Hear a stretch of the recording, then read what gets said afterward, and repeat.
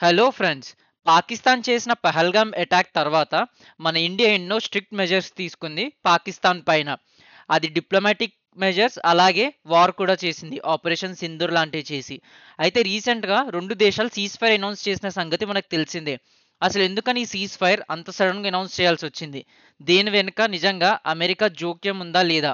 ఇలాంటి విషయాలన్నీ ఈ వీడియోలో మనం తెలుసుకుందాం.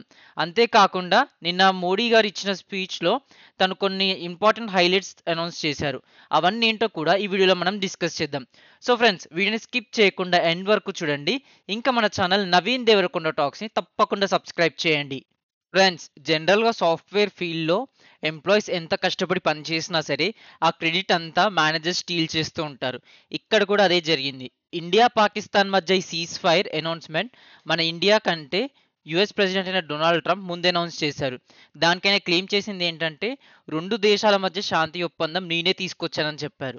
అంతేకాకుండా ఈ 2 కంట్రీస్ న్యూక్లియర్ పవర్డ్ కంట్రీస్. వీళ్ళ మధ్య ఏ యుద్ధం జరిగినా సరే ఎంతోమంది ఇన్నోసెంట్ సివిలియన్స్ అటాక్ అవుతారు. వాళ్ళు సఫర్ అవుతారని ట్వీట్ చేశారు. అయితే ఇక్కడ మనం గమనించవలసింది ఏంటంటే, నిజంగా US president Donald Trump India, Pakistan మధ్య ఈ సీజ్ ఫైర్ తీసుకురాగలిగారా? ఎందుకంటే మన ఇండియా ఒక సోవరెన్ డెమోక్రటిక్ రిపబ్లిక్. అంటే ఏ దేశం ఇన్‌ఫ్లూయెన్స్ మన దేశం పట్టించుకోదు. మన ఇండియా తన డెసిషన్స్ తను తీసుకోగలదు. ఇంతకుముందు ఎన్నో యుద్ధాలు జరిగాయి. 1971 టైంలో కూడా యూఎస్ అప్పట్లో మన ఇండియా పైన ఆంక్షలు విధించింది. ఏమనంటే పాకిస్తాన్ పైన యుద్ధం చేయొద్దని. కానీ అప్పటి ప్రైమ్ మినిస్టర్ అయిన శ్రీమతి ఇందిరాగాంధీ ఆ మాటలేవి వినకుండా 1971 యుద్ధాన్ని విన్నవి కొత్త కంట్రీ బంగ్లాదేశ్‌ని క్రియేట్ చేసింది.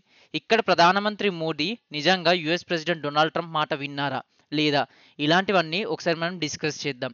మొన్న జరిగిన ఈ సీజ్ ఫైర్‌లో భాగంగా అసలు ఏం ఒప్పందం చేసుకున్నారంటే, ఆ రోజు సాయంత్రం ఇరు దేశాల మధ్య ఎల్ఓసి దగ్గర ఏ ఏ ఫోర్సెస్ అయితే ఉన్నాయో వాళ్ళందరూ ఇమ్మీడియేట్‌గా విత్‌డ్రా చేయాలి. అంతేకాకుండా ఏ కాల్పులు జరపకూడదు. ఎలాంటి సివిలియన్స్ పైన అటాక్ చేయొద్దని ఒక సీజ్ ఫైర్ అగ్రీమెంట్ చేసుకున్నారు. దాని తర్వాత మన ఫారెన్ సెక్రటరీ ఒక ప్రెస్ మీట్ పెట్టి కొన్ని కీ డెసిషన్స్ అనౌన్స్ చేశారు. అవేంటంటే పాకిస్తానే మొదటగా ఈ సీజ్ ఫైర్ ప్రపోజల్‌ని తీసుకొచ్చిందని, వాళ్ళు ఆ దేశ ఎక్స్‌టర్నల్ ఏజెన్సీ సెక్రటరీ మన దేశం సెక్రటరీకి ఫోన్ చేసి, "మేము సీజ్ ఫైర్‌కి రావాలనుకుంటున్నాం. No more war. మేము మీ ప్రొసీడింగ్స్ అన్నిటికి సహకరిస్తామని" చెప్పారంట. కానీ యూఎస్ ప్రెసిడెంట్ డొనాల్డ్ ట్రంప్ తాను మిడిల్‌లో ఇన్వాల్వ్ అయ్యి ఈ సీజ్ ఫైర్‌ని తీసుకొచ్చానని అంటున్నారు. ఇది ఎంతవరకు నిజమో అబద్ధమో ఇంటర్నేషనల్ మీడియా వీళ్ళందరూ కూడా డిస్కస్ చేస్తున్నారు. ఆ డీటెయిల్స్ ఇంకా మనకు రాలేదు. అయితే ఇక్కడ గమనించవలసిన విషయం ఏంటంటే, ఇండియా ఎప్పుడైనా తన డెసిషన్స్ తను సొంతంగా తీసుకోగలిగే టాలెంట్, ఆ సత్తా మన దేశానికుంది. ఈవెన్ మన లీడర్స్ కూడా అంత కరేజియస్ అనే చెప్పాలి. ఇప్పుడు ఇండియా 4 ట్రిలియన్ ఎకానమీ అంటే జపాన్‌ని సర్పాస్ చేసి మన ఇండియా 4థ్ లార్జెస్ట్ ఎకానమీగా ఉంది. ఇంకా మనము వెస్టర్న్ ఇన్‌ఫ్లూయెన్స్ పైన ఎలాంటి వాటికి డిపెండ్ అవ్వాల్సిన అవసరం లేదు. అండ్ మేజర్ డెసిషన్స్ మనది మనం తీసుకోగలుగుతాం. అయితే ఆ ఫారెన్ సెక్రటరీ ఇంకొన్ని కీ విషయాలు కూడా చెప్పారు. పాకిస్తాన్ ఏవైతే క్లెయిమ్ చేస్తుందో, రీసెంట్‌గా పాకిస్తాన్ పీఎం షెహబాజ్ షరీఫ్ ఒక ఇంటర్వ్యూ ఇచ్చారు ఈ సీజ్ ఫైర్ తర్వాత. ఆయన ఏమన్నారంటే, ఇండియాలో ఎన్నో ఫైటర్ జెట్స్‌ని తాము కిల్ చేసాం. అంటే తాము ఆపరేషన్ సింధూర్ చేసిన తర్వాత ఆ ఫైటర్ జెట్స్ అన్నిటిని పాకిస్తాన్ ఆర్మీ సక్సెస్‌ఫుల్‌గా డిస్ట్రాయ్ చేయగలిగిందని, అంతేకాకుండా ఇండియన్ ఎయిర్ బేసెస్‌ని వాళ్ళు డిస్ట్రాయ్ చేశారని ఎన్నో బేస్‌లెస్ క్లెయిమ్స్ చేశారు. ఆ క్లెయిమ్స్ అన్నిటిని మన ఇండియన్ ఆర్మీ కొట్టిపారేసింది. ఈవెన్ మన ఇండియన్ ఆర్మీ ప్రెస్ కాన్ఫరెన్స్ పెట్టి త్రివిధ దళాల మేజర్ హెడ్స్ వాళ్ళు ప్రూఫ్స్‌తో సహా వాళ్ళు పాకిస్తాన్‌లో ఉన్న ఏ బేస్ క్యాంప్స్‌ని డిస్ట్రాయ్ చేశారో ఫోటోస్‌తో సహా చూపించారు. బట్ అదే పని పాకిస్తాన్ చేయలేకపోయింది. ఎందుకంటే అవి జస్ట్ బేస్‌లెస్ క్లెయిమ్స్ మాత్రమే. అయితే ఇంత జరుగుతున్నా సరే యావత్ దేశం ఇంకా ఇంటర్నేషనల్ మీడియా ప్రధానమంత్రి మోదీ ఒక్కసారి కూడా దీనిపైన పబ్లిక్ మీటింగ్ పెట్టలేదు. అంటే ఆయన ఒక్క స్పీచ్ కూడా ఇవ్వలేదని ఎంతోమంది వెయిట్ చేశారు. వాటన్నిటికి ప్రధానమంత్రి మోదీ సమాధానం ఇచ్చారు మొన్న. ఆయన తన స్పీచ్ ఎంత పవర్‌ఫుల్‌గా ఇచ్చారంటే, పాకిస్తాన్‌లో ఉన్న ప్రతి ఒక్కరు ఇంకోసారి టెర్రర్ అటాక్ చేయాలంటే భయపడే విధంగా కొన్ని స్టేట్మెంట్స్ చేశారు.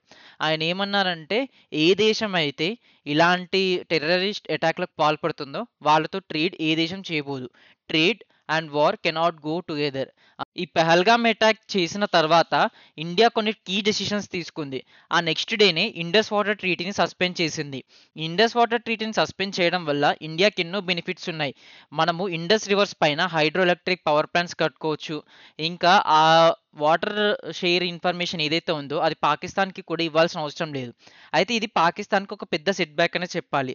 ఈవెన్ ప్రైమ్ మినిస్టర్ మోదీ తన స్పీచ్‌లో ఈ మాట కూడా హైలైట్ చేశారు. ఆయన ఏమన్నారంటే, "blood and water cannot flow together." అంటే ఏ దేశం టెర్రరిస్టులకు సపోర్ట్ చేస్తుందో వాళ్ళకి వాటర్ తీసుకునే హక్కు లేదని అన్నారు. ఇంతే కాకుండా ఈ ఆపరేషన్ సింధూర్‌కి అసలు ఆ పేరెందుకు పెట్టారని కూడా ఆయన వివరించారు. ఎంతోమంది స్త్రీలని నుదుటిపైన ధరించే పవిత్రమైన వస్తువు ఈ సింధూరం మన భారతదేశంలో. అలాంటి సింధూర్‌ని ఆ టెర్రరిస్టులు తుడిచివేశారు. అది కూడా ధర్మం అడిగి మరి వాళ్ళని చంపేశారు. ఇది మనుషులు కూడా చేయలేని అంత క్రూరమైన పని. జంతువులు సైతం ఆలోచిస్తాయని ఆయన అన్నారు. అందుకే ఈ ఆపరేషన్‌కి మేము అలాంటి పేరు పెట్టాం. ఇంకోసారి భారతదేశం పైన ఎలాంటి అటాక్స్ చేసినా సరే ఇండియా దీనికంటే పదింతలు సమాధానం ఇస్తుందని ఆయన గట్టిగా చెప్పారు. No more diplomatic talks or soft policy. India tit for tat అనే విధంగానే వ్యవహరిస్తుందని ఆయన పాకిస్తాన్‌కి ఖచ్చితంగా చెప్పారని చెప్పాలి.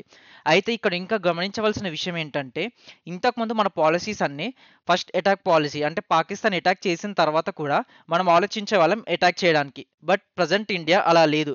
ఎందుకంటే ఒక శత్రువు మన పైన దాడి చేస్తున్నాడంటే మనం చేతులు కట్టుకొని కూర్చుంటే ఇంటర్నేషనల్ మీడియా ముందు మన పరువే పోతుంది. అలాంటి ఇన్‌స్టెన్సెస్ ఎన్నో జరిగాయి మన హిస్టరీలో. బట్ ఇలాంటి సిట్యుయేషన్స్ మళ్ళీ ఇప్పుడు రిపీట్ కావనే చెప్పాలి. ఎందుకంటే మన పాలిసీ ఇప్పుడు కంప్లీట్‌లీ చేంజ్ అయిపోయింది. మన దగ్గరున్న డిఫెన్స్ టూల్స్ కానీ, మన దగ్గరున్న ఎక్విప్‌మెంట్ కానీ మోస్ట్ అడ్వాన్స్డ్ అంటే పాకిస్తాన్‌తో కంపేర్ కూడా చేయలేం. అలాంటి ఎక్విప్‌మెంట్ మన దగ్గరుంది. ప్రైమ్ మినిస్టర్ మోదీ ఇలాంటి డీల్స్ అసలు ఎందుకు చేశాము అని కూడా వివరించారు రష్యాతో. ఆ SU-400 ఏదైతే మనకి పాకిస్తాన్ ఆపరేషన్ సింధూర్‌లో హెల్ప్ అయిందో, ఆ డీల్ తను ఏ విధంగా చేశారని కూడా ఎక్స్‌ప్లెయిన్ చేశారు. అయితే ఈ సీజ్‌ఫైర్ అనౌన్స్ చేసిన తర్వాత అందరూ ఇండియా, పాక్ వార్ అయిపోయిందని అనుకున్నారు. బట్ అప్పుడే ఒక సర్ప్రైజ్ ఇచ్చింది మన ఇండియన్ ఆర్మీ. అదే ఈ ఆపరేషన్ కెల్లర్. ఈ ఆపరేషన్ కెల్లర్ ఏంటంటే ఇంకా కొంతమంది టెర్రరిస్టులు ఆ టెర్రరిస్ట్ క్యాంప్‌లోనే ఉన్నారు. ఆ లొకేషన్స్‌ని కూడా ఐడెంటిఫై చేసి రీసెంట్‌లీ మన ఇండియన్ ఆర్మీ ముగ్గురు టెర్రరిస్టులను చంపేసింది. అంటే ఈ ఆపరేషన్ ఇంకా అయిపోలేదనే చెప్పాలి. అయితే మాటి మాటికి పాకిస్తాన్ బెదిరిస్తున్న విషయం ఏంటంటే తమ దగ్గర న్యూక్లియర్ వెపన్స్ ఉన్నాయని. ఇండియా దగ్గర కూడా న్యూక్లియర్ వెపన్స్ ఉన్నాయి. మన దగ్గర ఈవెన్ ఇన్‌ఫాక్ట్ 172 న్యూక్లియర్ వెపన్స్ ఉన్నాయి. ప్రధాని మంత్రి మోదీ ఏమన్నారంటే పాకిస్తాన్ ఏదైతే అంటుందో we will destroy India by using nuclear weapons అని ఆయన నో మోర్ న్యూక్లియర్ థ్రెట్ అనే నినాదాన్ని గట్టిగా ఇచ్చారు. అంటే మీరు న్యూక్లియర్ వెపన్స్ యూజ్ చేస్తామని ఏదైతే అంటున్నారో దానికి ఇండియా భయపడదనే నినాదాన్ని ఆయన క్లియర్‌గా ఇచ్చారు. ఎందుకంటే ఇండియా కూడా న్యూక్లియర్ పవర్డ్ కంట్రీ. వాళ్ళు ఉపయోగిస్తే ఇండియా కూడా యూజ్ చేసే పాసిబిలిటీ ఉంది. దానివల్ల not only India and Pakistan మొత్తం వరల్డ్‌కే నష్టం. ఏ దేశమైనా ఎన్ని యుద్ధాలొచ్చినా సరే న్యూక్లియర్ యూసేజ్ అనేది కంప్లీట్‌లీ అసలు రికమెండెడే కాదు. ఎందుకంటే దానివల్ల చాలా అంటే చాలా లాసెస్ ఉన్నాయి. ఒకవేళ న్యూక్లియర్ అటాకే జరిగితే ఆ ఏరియాలో ఆల్మోస్ట్ ఒక 10-20 ఇయర్స్ వరకు సరిగ్గా పంటలనేవే పండవు. అంత డేంజరస్ ఈ న్యూక్లియర్ అటాక్ అనేది. దీనిపైన మనం సెపరేట్‌గా ఇంకో వీడియో చేద్దాం కావాలంటే. అయితే ఇక్కడ గమనించవలసింది ఏంటంటే, మన ఈ ఇండియా, పాకిస్తాన్ వార్ ఏదైతే ఉందో ఇది టెంపరరీ సస్పెండెడ్ అనే చెప్పాలి. ఎందుకంటే ఇండియా క్లియర్‌గా చెప్పింది. ఏమనంటే పాకిస్తాన్ సైడ్ నుంచి ఇంకోసారి ఎలాంటి టెర్రర్ అటాక్ అయినా సరే అది యాక్ట్ ఆఫ్ వార్ కింద కన్సిడర్ అవుతుంది. అంటే ఇంకా నో మోర్ పీస్ టాక్స్. వాళ్ళు అటాక్ చేస్తే ఇండియా కూడా తిరిగి అటాక్ చేస్తుంది. దాంట్లో ఏ సందేహం లేదని ప్రైమ్ మినిస్టర్ మోదీ తన స్పీచ్‌లో క్లియర్‌గా చెప్పారు. సో, ఇది ఫ్రెండ్స్ ఇవాల్టి వీడియో. ఈ వీడియో గనుక మీకు నచ్చినట్లయితే మన ఛానల్ 'నవీన్ దేవరకొండ టాక్స్‌ని' తప్పకుండా లైక్ చేయండి, షేర్ చేయండి, ఇంకా సబ్స్క్రైబ్ చేయండి.